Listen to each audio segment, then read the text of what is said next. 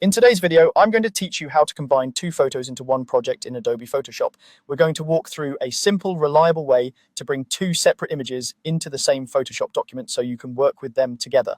This is perfect for creating composites, side-by-sides, or any layout where both pictures need to sit in the same file. First, open Adobe Photoshop. Once it's running, start by loading your main image.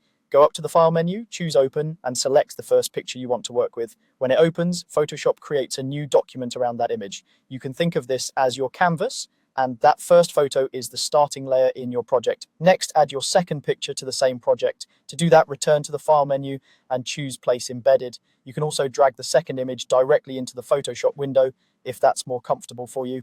Using Place Embedded is a great choice because it inserts the image as a smart object, which helps preserve quality while you resize and transform it. If you prefer dragging in, that works too and gives you the same flexible placement inside the document. When the second image appears, you'll see a bounding box with handles around it. This means it's ready to be transformed before you commit the placement.